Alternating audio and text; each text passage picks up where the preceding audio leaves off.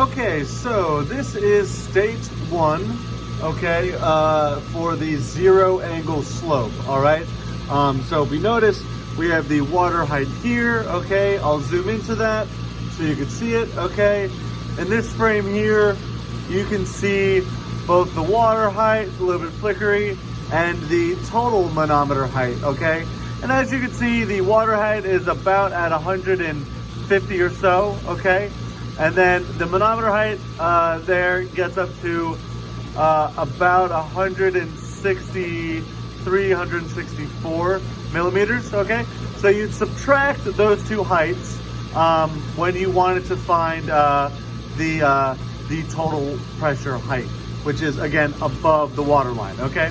Now, let's take a look at our static water line. Now, you can see that this looks like it's about at zero, or, you know, more or less, maybe it ducks underneath a little bit. It shouldn't really duck beneath, but if you notice, okay, this is actually probed at this point here, okay, which is a little bit downstream of it. So let's quick take a measurement right there, other way around, sorry, okay, of that manometer height. So right there, that's at about 150, maybe it's even going a little bit down, like to 148, okay? Yeah, definitely going around down to like 148, 149.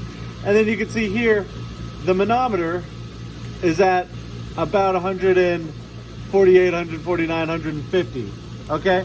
So realistically, even though this one might be a little bit, a millimeter higher, even though the water height around here might be a millimeter higher, you have to take into account where the manometer, where the probe point for the static manometer is.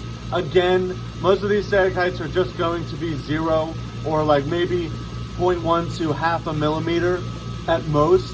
So it's largely negligible, but what I'm going to do each time is give you the water height in the vicinity of the total pressure manometer, and then I'm going to give you the water height in the vicinity of the static pressure manometer, okay?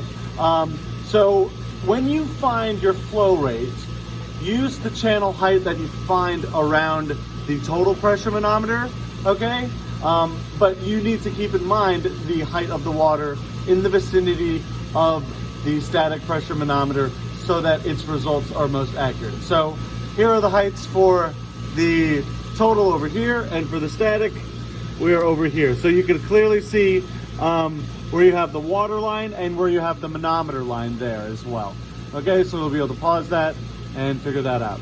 I'm going to move through the rest of these a lot more quickly, so you'll be able to watch the video over and over again to get your three heights for both the water height, the total height above the water, and the static height above the water in their corresponding locations.